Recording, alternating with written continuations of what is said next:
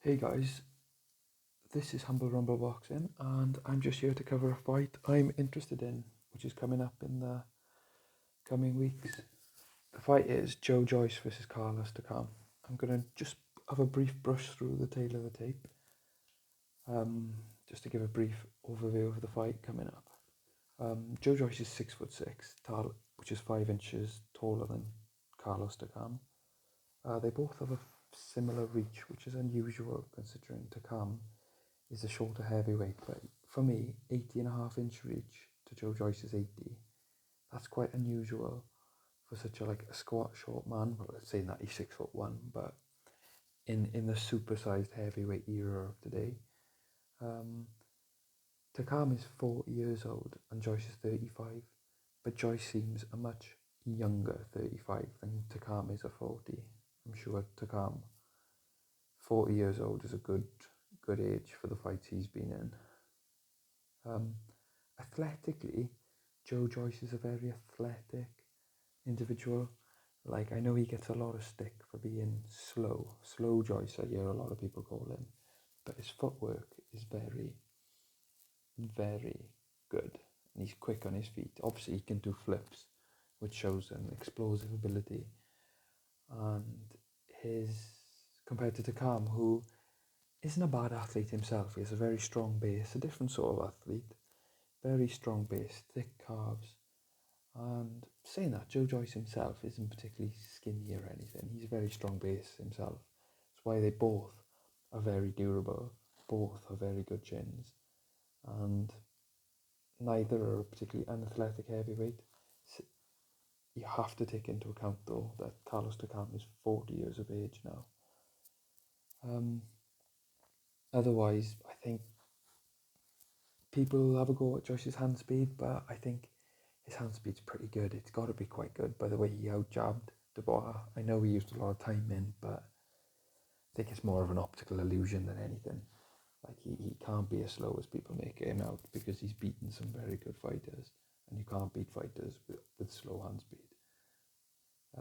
Wear and tear. Joyce has a bit of cuts, a few grazes and scarring around his eyes, but nothing of note. Takam, he's not particularly injury prone, and I never see him pulling out of fights, but he's been in a lot of big scraps, a lot of tough scraps that inevitably are going to take the miles, will add miles to his engine onto the clock, and that. I.e., he fought Joshua, he fought a grueling fight. He wasn't outmatched particularly.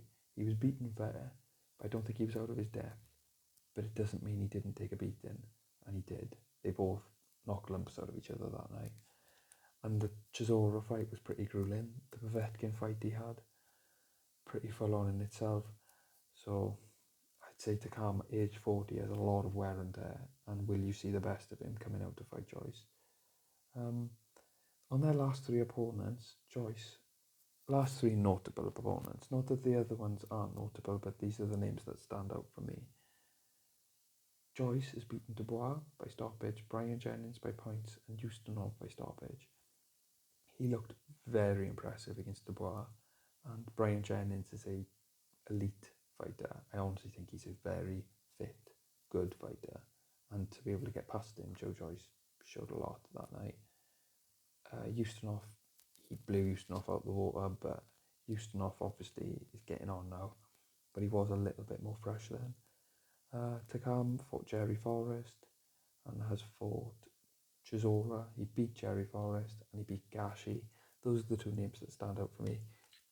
Jerry Forrest is a decent gatekeeper slash journeyman.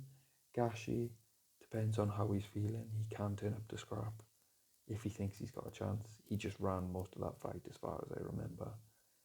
Takam looked very good against Chisora, but obviously tired late and got clipped. It is what it is. It happens, heavyweight boxing. My prediction is, though, that Joyce will just be too quick on his feet, too big, and physically strong enough to handle him on the inside as well. So I think I can't see anything but a stoppage for Joyce, to be honest, middle to late rounds. The way Takam come in is get on the inside, but Joyce is no fairy, is he? He's not gonna take a backward step when it comes to trying to win on the inside, and I think his feet are fast enough that he could win it on the outside as well. The next step for Joyce will be push for a mandatory. He seems to be in prime position for it. And he'll fight the winner of Usyk and AJ.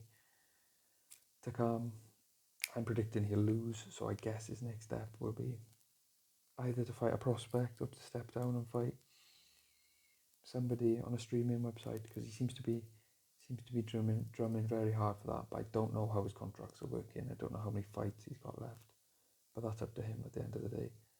And yeah, that's pretty much all of it. I'll clock off, and I hope you enjoyed the video.